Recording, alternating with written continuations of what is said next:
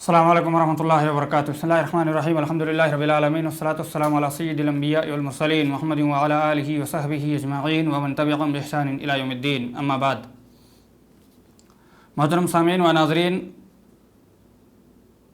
پیارے رسول علیہ الصلاۃ والسلام جس ماحول میں پیدا ہوئے اور پلے اور بڑے مکہ کے اس ماحول کے اندر بت پرستی اور شرک عام تھا، گناہوں کا بازار گرم تھا، جس کی وجہ سے آپ صلی اللہ علیہ وسلم کو وہ ماحول پسند نہیں تھا، اور آپ صلی اللہ علیہ وسلم اور آپ کی قوم کے درمیان فکری اور عملی جو ہے فاصلہ بڑھتا گیا اس کی وجہ سے، کیونکہ آپ صلی اللہ علیہ وسلم کو یہ پسند نہیں تھا. بچپن سے ہی آپ صلی اللہ علیہ وسلم ہمیشہ بتوں کے چڑھاوے کھانے سے اور ان ساری چیزوں سے نظر و نیاز سے دور رہتے تھے، اپنے آپ کو محفوظ رکھا، اور ان کے جو میٹنگیں ہوتی تھیں، مجالس ہوتی تھیں، ان مجالس سے بھی آپ صلی اللہ علیہ وسلم دور رہتے تھے، جس کی وجہ سے جو ہے نبوت سے 3 سال پہلے ہی آپ صلی اللہ علیہ وسلم نے رمضان المبارک کے مہینے میں حرا کے پہاڑ کے اندر ایک غار میں جانا شروع کر دیا تھا. وہاں آپ صلی اللہ علیہ وسلم 1 مہینہ پورا جو ہے تنہائی میں اللہ رب العالمین کو یاد کیا کرتے تھے، اور اللہ رب العالمین کا ذکر کیا کرتے تھے، اللہ رب العالمین کو یاد کرتے تھے.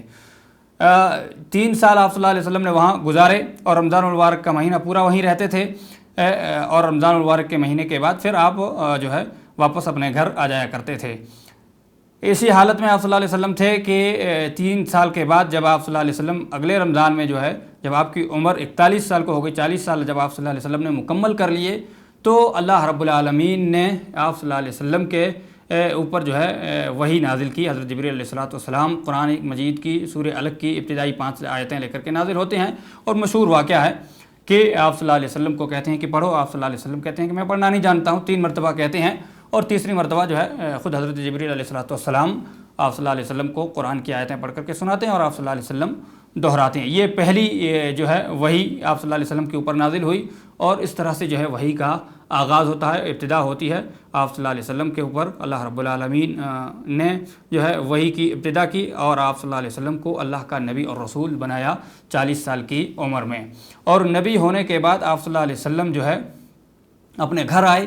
آپ صلی اللہ علیہ وسلم نے اپنی بیوی حضرت خدیجہ رضی اللہ تعالیٰ عنہ سے کہا کہ مجھے چادر اڑاؤ، کیونکہ یہ ایسا واقعہ تھا جس سے آپ صلی اللہ علیہ وسلم ڈر گئے تھے، آپ صلی اللہ علیہ وسلم کو خوف محسوس ہوا. بہرحال اما خدیجہ رضی اللہ تعالیٰ عنہ نے آپ صلی اللہ علیہ وسلم کو تسلی دی، اور آپ صلی اللہ علیہ وسلم کی صفات بیان فرمائیں کہ ہرگز ایسا نہیں ہوگا، بلکہ اللہ رب العالمین آپ کو ضائع نہیں کرے گا. صحیح بخاری کی روایت کے الفاظ ہیں کلا واللہ لا یخزیک اللہ ابدا، اللہ کی قسم اللہ رب العالمین آپ کو ہرگز رسوا نہیں کرے گا. اور اما خدیجہ رضی اللہ تعالیٰ نے آپ صلی اللہ علیہ وسلم کی بہت ساری صفات کو گنوایا، اور آپ صلی اللہ علیہ وسلم کی صفات حمیدہ کا تذکرہ کیا کہ آپ صلہ رحمی کرتے ہیں، آپ بے کسوں کے سہارا بنتے ہیں، مظلوموں کی مدد کرتے ہیں، آپ جو ہے رشتہ داریوں کو نبھاتے ہیں، مہمان نوازی کرتے ہیں، اور بہت سارے اخلاق آپ صلی اللہ علیہ وسلم کے گنائے. کہا کہ جب آپ کی یہ صفات ہیں تو اللہ رب العالمین آپ کو رسوا نہیں کرے گا. بہرحال پھر اپنے چچا زاد بھائی ورقہ بن نوفل رضی اللہ تعالیٰ عنہ کے پاس لے کر کے گئیں، اور پھر انہوں نے آپ کو بتایا کہ آپ کو اللہ رب العالمین نے نبی اور رسول بنایا ہے. بہرحال آپ صلی اللہ علیہ وسلم کے اوپر اس طرح سے جو ہے وحی کی ابتدا ہوئی. اللہ رب العالمین ہمیں پیارے رسول علیہ السلام کی سیرت کو پڑھنے، سننے، سمجھنے کی توفیق عطا فرمائے، اور ان کو دوسروں تک پہنچانے کی توفیق بخشے. آمین. تقبل یا رب العالمین. اقول قولی ھذا واستغفر اللہ لی ولکم ولسائر المسلمین من کل ذنب فاستغفروہ انہ هو الغفور الرحیم. السلام علیکم ورحمۃ اللہ وبرکاتہ.